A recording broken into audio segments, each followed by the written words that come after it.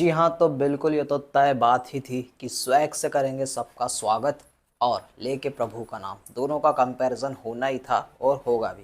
देखिए, मैं मेरे नज़रिए में बता देता हूँ कि मेरी क्या राय है और मुझे क्या लगता है दोनों गानों के बारे में।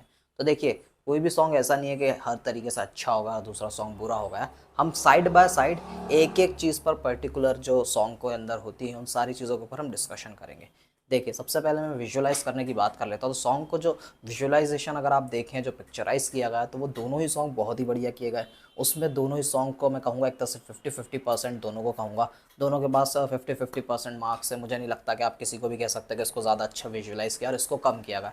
दोनों को बहुत ही बढ़िया किया गया है। स्वैग से स्वागत को भी आप देख लें और इसको भी देख लें, तो दोनों में बराबर है और फ़र्क आप खुद दोनों के वीडियोस देख के समझ सकते हैं। अब आ जाते हैं हम मेनली सॉन्ग कंपोजिशन के ऊपर। तो देखिए, मैं पर्सनली समझता हूँ गाने के अंदर ऑब्वियसली बात है, तीन ही चीज़ें मेनली होती है: सिंगिंग, लिरिक्स और कंपोजिशन। ठीक है, कोई भी सॉन्ग हो। हम सबसे पहले आते हैं कंपोजिशंस पे। तो कंपोजिशंस में भी मैं ये कहूँगा कि दोनों ही सॉन्ग बराबर हैं। अगर आप दोनों को कंपैरिजन करें तो कहीं ना कहीं आप 60-40 कह सकते हैं। आप कह सकते हैं कि स्वैग से स्वागत 60 है और लेके प्रभु का नाम 40 है। कंपोजिशन की बात मैं कर रहा हूँ जो कि प्रीतम ने करी और यहाँ पे विशाल शेखर का था। ठीक है, तो इसमें आप ये चीज़ समझ सकते हैं। अब इसके अलावा अगर आप आ जाएँ दूसरी चीज़ के ऊपर, तो आप देखें तो हो सकता है शायद आप लेके प्रभु का नाम को 60% बोल दो, स्वैग से स्वागत को आप कह सकते हैं 40%। तो ये आपकी ओन चॉइस है, लेकिन मैं कहीं ना कहीं कहूँगा आसपास ये दोनों में कोई ज़्यादा फर्क नहीं है। अब आ जाते हैं सिंगिंग पे। तो सिंगिंग के मामले में कहूँगा कोई फ़र्क नहीं है। सिंगिंग के मामले में भी दोनों गानों के अंदर अरिजीत सिंह ने अच्छा गाया है, निकिता गांधी ने भी अच्छा गाया है। यहाँ पे विशाल की आवाज़ थी, विशाल ने शेखर जो है, विशाल ददलानी जो है, उनकी खुद की वॉइस थी उस सॉन्ग के अंदर, तो बहुत बढ़िया वो भी लगा। तो वॉइसेस में भी मुझे कोई कंपैरिजन नहीं लगता। अब एक और चीज़ आ जाती है जो है लास्ट, जिसको मैं कहूँगा वो है लिरिक्स। लिरिक्स की अगर हम बात करें तो लिरिक्स में मुझे पर्सनली ऐसा लगता है कि स्वैग से स्वागत ज़्यादा बेटर था एज़ कम्पेयर टू लेके प्रभु का नाम।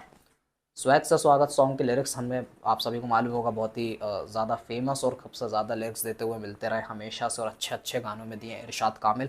उनके लिखे हुए लिरिक्स थे स्वैग से स्वागत सॉन्ग के अंदर, उन्होंने काफ़ी बढ़िया लिखा हुआ था। यहाँ पे अगर आप देखें तो यहाँ पे लेके प्रभु का नाम सॉन्ग के अंदर अमिताभ भट्टाचार्य ने जो है लिरिक्स लिखे हैं इसके। हालांकि अमिताभ भट्टाचार्य ने पीछे वक्त में अगर आप देखें तो बहुत अच्छे अच्छे गानों के लिरिक्स लिखे, लेकिन पर्टिकुलर दो सॉन्ग को अगर हम कंपेयर करें और मेरी पर्सनल चॉइस की भी आप बात करें, हो सकता है शायद आप मुझसे डिफर सोचे और वो बिल्कुल बढ़िया बात होगी, उसमें कोई बुराई नहीं है, लेकिन मैं ऐसा समझता हूँ मेरे नज़रिए से इरशाद कामिल ने ज़्यादा अच्छे लिरिक्स लिखे थे स्वैग से स्वागत के।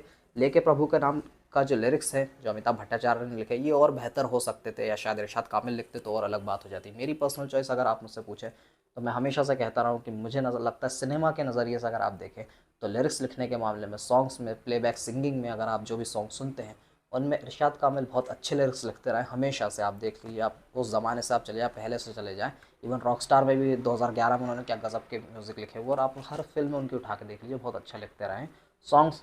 फिल्मों में बहुत अच्छा लिखते हैं वो।